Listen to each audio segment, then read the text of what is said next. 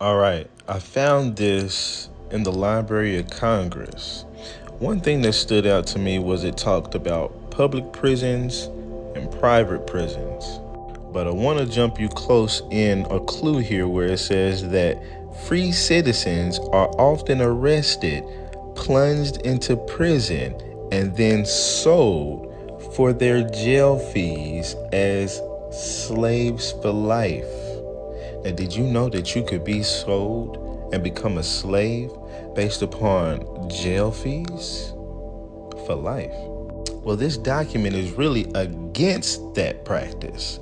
It talks about the Constitution and how all men are created equal, and how y'all are basically in Washington, D.C., y'all are out there getting slaves and bringing them up and selling them out here. And when you look at some of these pictures, it's literally telling you in the caption. You see the black folks right here, so-called, and you see jail in Washington, sale of a free citizen to pay his jail fees.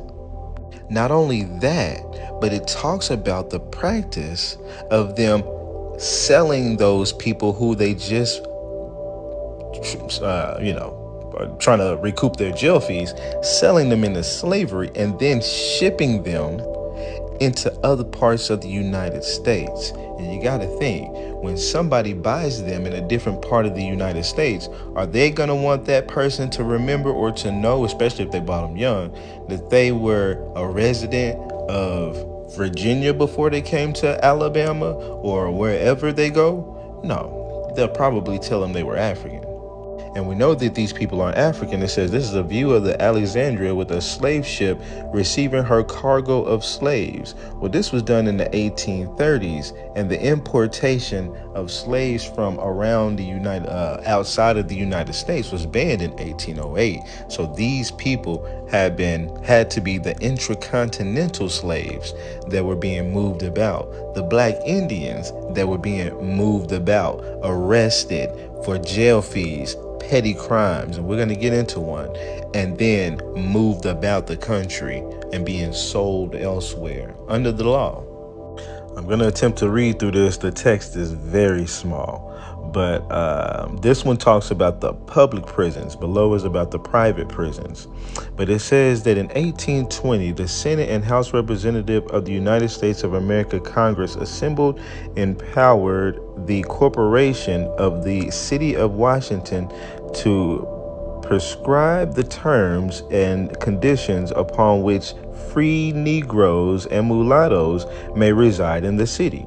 On the authority of May 1827, that corporation enacted that every free Negro or mulatto, whether male or female, who may come into the city of Washington to reside shall within 30 days exhibit to the mayor satisfactory evidence of his or her title to freedom to be recorded, and shall enter into bonds with 2 freehold sureties in the penalty of $500, condition on his or her good conduct that they will not become chargeable to the corporation for the space of 12 months, the bond to be renewed every year for 3 years.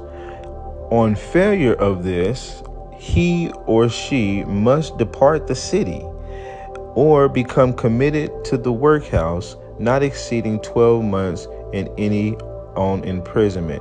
And all Negroes found residing in the city after the passage of this act, who shall not be able to establish their title of freedom except such as may be hired, shall be committed to jail as absconding slaves. So they're saying there that they passed a law in the Washington, D.C. that said, hey, any black people who are here, if you're supposed to be free, you got 30 days to come in here and prove it to us, and also sign up with these surety bonds or whatever the case may be. And if you don't do that, you will be put in jail and become an absconding slave. But even further, it says, by this law, color is made a crime, which is, so they're explaining it. They said, by this law, color is made a crime, which robs citizens of their constitutional as well as inalienable rights, and is then taken as evidence that they are slaves, and then to crown all, a large posse of constables and other officers. So they're crowning, like making it to where YT folks can be able to come out there and enforce this law. Failure to constables and officers, some of them in the pay of the government, are charged with the execution of the laws and forfeit and pay for every neglect and failure a fine not exceeding $20. And then it says here, the result is that free citizens, Negroes and mulattoes, are often arrested, plunged into prison, and then sold for their jail fees as slaves for life. Okay. This is kind of small, but I'm going to read this section right here. It says, the above is but a specimen. So they had actually showed a newspaper clipping of them looking for a so-called runaway slave that was really a free person. But it says right here, for other persons, at least who said they were free, have been advertised in a similar way within the last year. One keeper in the jail in Washington stated that in 5 years, upwards of 450 colored persons have been lodged there for safekeeping, i.e., until they could be disposed of in the course of the slave trade, because nearly 300 who have been taken up and lodged there as runaways. And it gives account of different people and families. Like, I don't have a lot of time, but Rachel Turner, who was basically had been free for over a year with her family from some Bromley. So first of all, you got to think she only had slavery for a certain set amount of time. But then somehow there's Mrs. Bromley, after Mr. Bromley passed, had supposedly sold them, even though they was already free, to some dude named this. At least that's what they're claiming. But really, this guy likely kidnapped them. But it says that then this dude had them lodged in the jail for safekeeping, and it had been over 6 months, because I didn't know that you can lodge your slaves at a different location in the prisons if you didn't have an outhouse for them. So the slaves or the prisons could be used as a place, as a keeping a cell for these people, or until you're ready to get them, for several months. And they were trying to make her a slave for life. But let's get to this last point before I run out of time here. You got to read this whole document.